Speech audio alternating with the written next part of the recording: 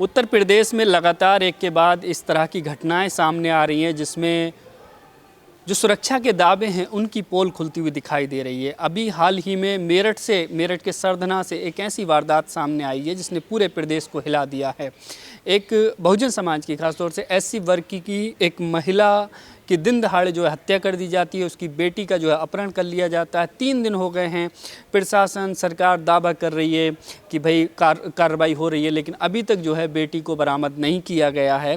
तो इन्हीं सारी चीज़ों को लेकर के हम बात करेंगे। मेरे साथ में मैम हैं जो दिल्ली यूनिवर्सिटी में प्रोफेसर हैं। मैम, किस तरह से देख रही हैं ये जो पूरा प्रकरण जो हो रहा है, लगातार महिलाओं के साथ में जिस तरह की जो बर्बरता हो रही है, चाहे वो हम उत्तराखंड की बात करें, अंकिता भंडारी का मामला भी चल रहा है, हाथरस में 5 साल हो गए अभी तक उस बेटी को इंसाफ नहीं मिला है, और अब जो है ये दिन दहाड़े बेटियों को अगवा किया जा रहा है।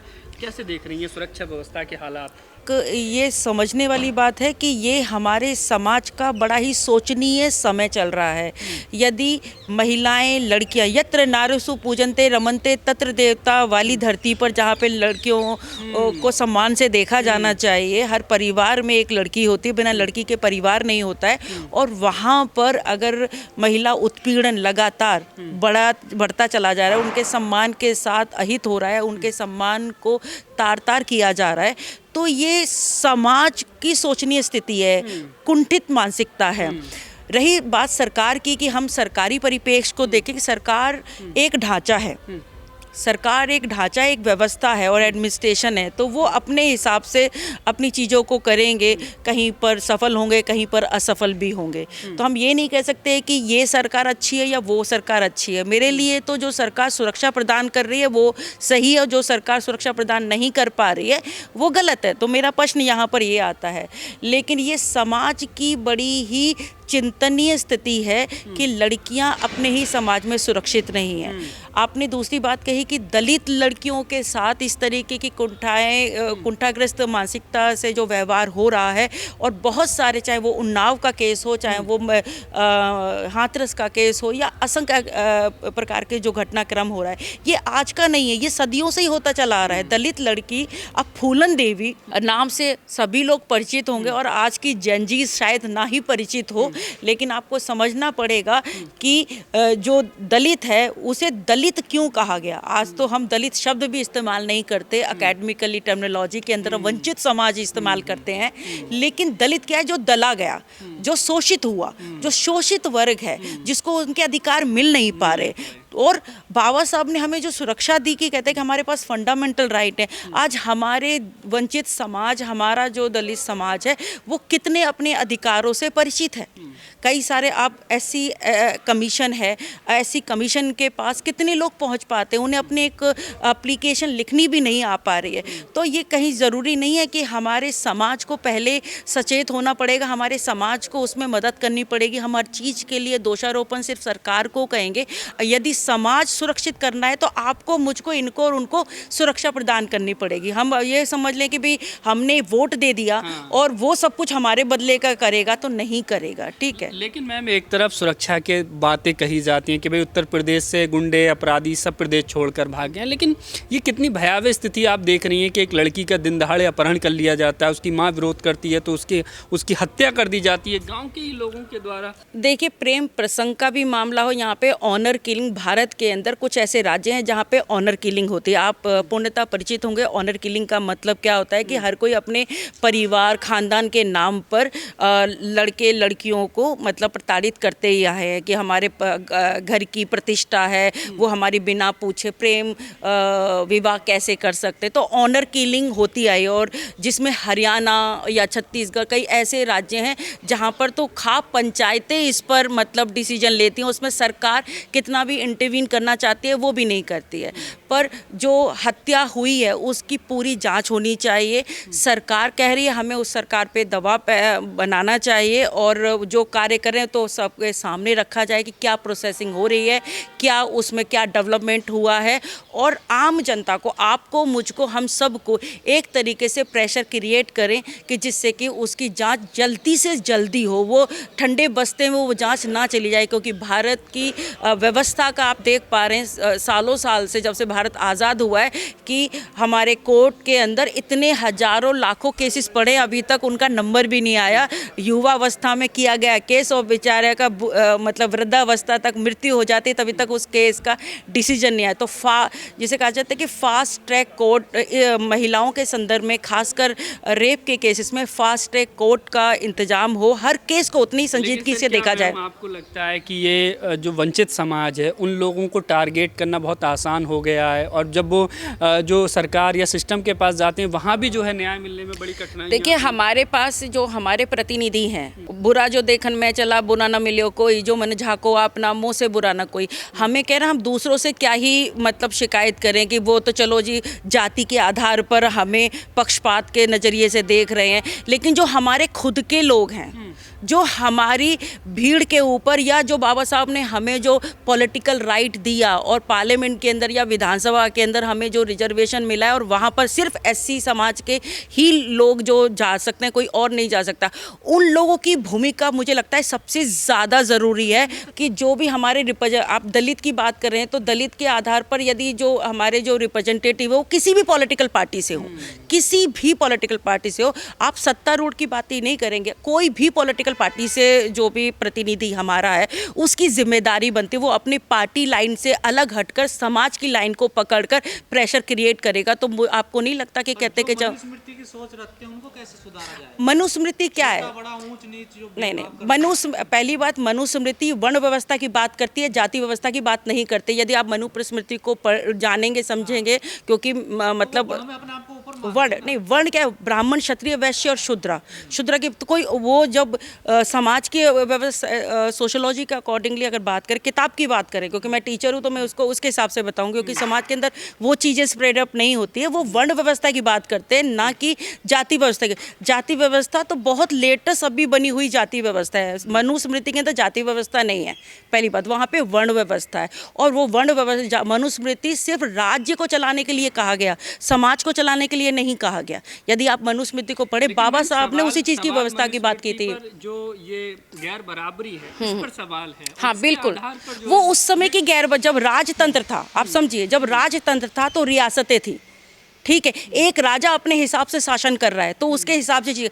अब लोकतंत्र है, अब लोकतंत्र है, जनता का शासन जनता के लिए, जनता के द्वारा। और बाबा साहब ने जिन चीज़ों की व्यवस्था हमारे संविधान के अंदर की, हम कहते हैं ना संविधान हमारा वजूद हमारे संविधान से है, और हमारे संविधान को कोई नहीं ले सकता। लेकिन एक बहुत बड़े तबके के अंदर अभी भी सामंतीवादी सोच, मनुस्मृति वाली सोच सबके अंदर है, और उसी के आधार पर जो है ये बिल्कुल।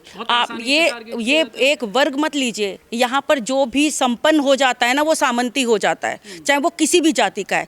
आप you are the media person, as a युवा आप भी चीज़ों को देखते हैं कि कोई हमारी ही कास्ट का भी कोई व्यक्ति है, वो दूसरे व्यक्ति से संपर्क करने बड़ी मित्रता से आपको संपर्क में नहीं आता। अगर वो पोजीशन होल्डर हो गया, आईएएस है, आईपीएस है, आप उस तक से मिल नहीं पाते हैं, आप तो वो सामंती नहीं है। अभी कुछ लोग कह रहे हैं कि भाई इतनी बड़ी घटना हो गई, एमपी और एमएलए हैं, आप ही के समाज से हैं, तो क्या उन लोगों से क्या संपर्क करना, क्या वो इतना आसान हो पाता है जितना आसान मतलब हम समझते हैं? नहीं, वो जैसे ही उस पोजीशन पे आते हैं तो वो अपने रोले और सोले में चले जाते हैं और वो सामंती हो जाते हैं। तो सामंती व्यवस्था, सामंती सोच है, सामंती व्यवस्था नहीं है। जो व्यक्ति अपने आप को अपर अच्छी पोजीशन में पहुंच जाता है, फैसिलिटीज़ लेने लगते हैं, उसके बाद वो सामंती हो जाते हैं। सामंती मतलब आर्थिक रूप से संपन्नता को ही सामंती व्यवस्था कहते हैं। यहाँ सवाल जाति आधारित जो अत्याचार है उस पर हम सवाल कर रहे हैं, उस पर हम बात कर रहे हैं कि मान लीजिए अभी ये जो घटना हुई है, ये एससी वर्ग के बजाय अगर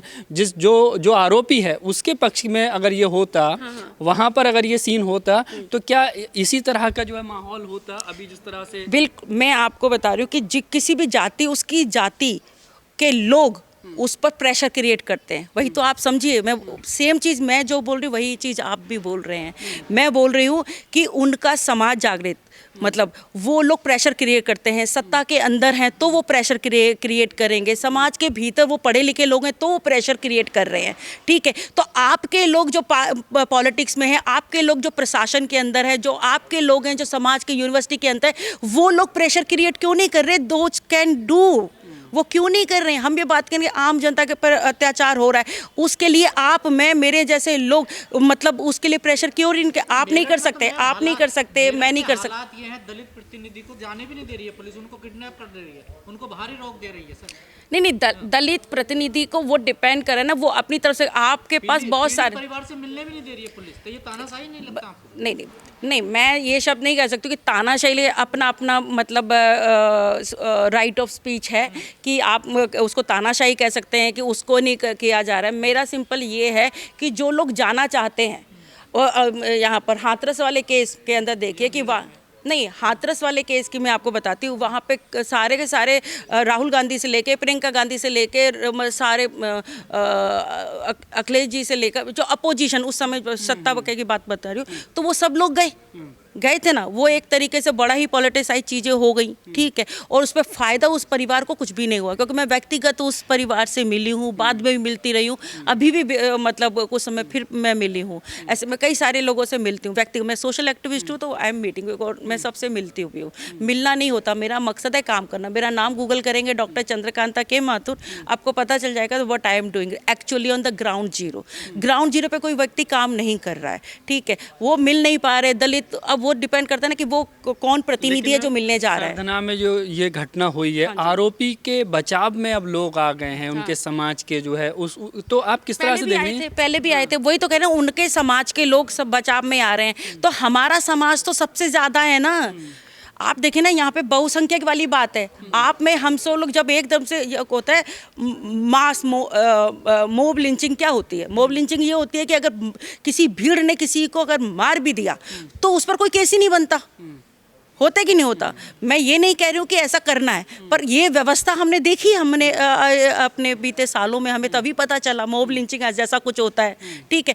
तो यदि हम सब लोग भीड़ात्मक तरीके से यदि उसका विरोध करते हैं, उनके साथ खड़े होते हैं और न्याय की डिमांड करते हैं, संघर्ष तो करना पड़ेगा ना। हमारा जीवन ही संघर्ष है। पैदा भी हम संघर्ष करते हुए ही होते हैं और मरते भी संघर्ष करते हुए रहते हैं। सिर्फ कहते हैं दूसरे को चीज़ों कहने के, उनका समाज यदि कुछ भी उनके समर्थन में कुछ लोग आ रहे हैं, तो ऐसे तो आसाराम बापू के समर्थन में भी लोग हैं, रामपाल के समर्थन में भी लोग हैं, राम रहीम के भी समर्थन में भी लोग हैं, बहुत सारे ऐसे मतलब रेपिस्ट हैं, गुंडे मवाली हैं, उनको संत बनाकर रखा हुआ है, तो उनके भी समर्थन में लोग हैं। तो आप इसमें मत जाइए कि उनके समर्थन में कौन है, क्योंकि आपके सभी मित्र नहीं होंगे, आपके सभी शत्रु नहीं होंगे।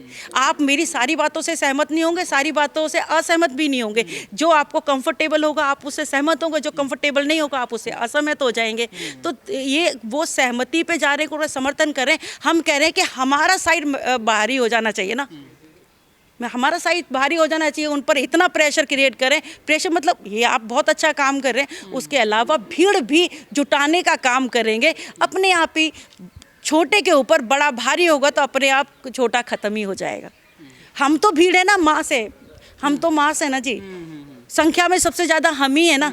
हम संख्या में ज़्यादा होने के बाद भी हम दले ही जा रहे हैं, कुंठित हो रहे हैं। हम हाथ जोड़कर, क्योंकि हम हाथ जोड़ के हमने अपनी प्रवृत्ति को बना लिया, हमने अपनी नीति को बना लिया कि बस मैं आपके पैरों के नीचे बैठा हूँ, आप मुझे बस नेता बना दीजिए, आप मुझे ये कर दीजिए। आपको अकेले को नेता क्यों बनना है? आपको पूरे समाज को नेतृत्व क्यों नहीं करना है? आप अपने समाज को आके लेके क्यों नहीं जाते हैं? आप सम्मान से क्यों नहीं कहते? क्यों अपना नाम, अपना गोत्र, अपना जाति छुपाते हो? किसी से बात करते समय गर्व से कहो आप जो हो, नहीं कहते। आप तो समाज में लोगों से मिलते हो ना, हर तरीके युवाओं को भ्रमित करने वाले लोग कहते हैं कि जी हम बाबा साहब भीमराव अंबेडकर, उस व्यक्ति ने बिना रिजर्वेशन के पूरे विश्व में अपना मतलब परचम लहरा दिया, ठीक है। मेरे जैसे मेरी औकात इसलिए बन पाई क्योंकि बाबा साहब ने वो अधिकार मुझे दे पाया। मैं इतना बोल पा रही हूँ क्योंकि मुझे वो स्वतंत्रता मिली मेरे फंडामेंटल राइट में। How many people know about their fundamental, how many youngster know about. सिर्फ भीड़ के रूप में युवाओं को लिया जा रहा है, उनको ना दिशा दी जा रही है, ना उनकी करियर काउंसलिंग की जा रही है, ना उनको एजुकेशन की तरफ कह देना कि भी एजुकेटेड करना, एजुकेट होना, ये सब करना, संघर्ष करना। आपको सिखाया क्या जा रहा है कि संघर्ष करो, संघर्ष करो। अरे भाई संघर्ष तो कर ही रहे हैं ना, एजुकेटेड करो। कितना है लीगल लिटरेसी, वैसी आप में हम सब अगर छोटे छोटे युवाओं को अगर चीज़ों बताएं, उनको थोड़ी थोड़ी हेल्प करें, तो हमें किसी की सहायता की ज़रूरत भी नहीं है। हर लड़की सुरक्षित हो सकती है, लेकिन हमारा परिवार, हम लोग अपना परिवार उनको समझे। हर लड़की की शादी अच्छे से हो सकती है। किसी बाप को ये अपनी बेटी की शादी करने से पहले सोचना नहीं पड़ेगा, यदि समाज उसकी जिम्मेदारी ले लेगा, ये समझना पड़ेगा। हमारे बीच में कास्ट नहीं है, हमारे बीच में कास्ट नहीं है। हम लोग कितने कास्ट में बटे हुए हैं बताइए। आप में, आपकी क्या कास्ट है, मेरी मैं अपनी अलग कास्ट होगी। हम लोग तो आपस में मतलब भाई बंधु है नहीं है। हमारे में हम जाटव हैं और फलाना धोबी है, ढिकान है, वो मुझसे थोड़ा कम है, मैं उससे थोड़ा ज़्यादा हूँ। अब दलित हो यार, आप लोग सिर्फ दलित हो, आप सिर्फ एक वंचित समाज, आप सिर्फ एससी हो। 1028 जातियाँ हैं मतलब कॉन्स्टिट्यूशन के अंदर। आप, आई एम नॉट सेइंग कि आप मुझे रिकॉर्ड करें या नहीं भी करें, चलेगा, लेकिन आप सोचिए 1028 जातियाँ, 1028 जातियाँ हैं।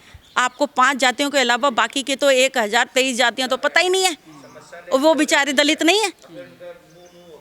ज़रूरी है जो हमारे पावरफुल हो जाते हैं लोग, जो समाज पावरफुल हो जा रहा है, उनको इनिशिएटिव लीडरशिप करनी पड़ेगी, और नहीं करेंगे तो फिर मतलब हम से रोते रहेंगे। कल भी गुलाम थे, आज भी गुलाम है, और मैं लिख कर दे सकती हूँ कल भी गुलाम होंगे।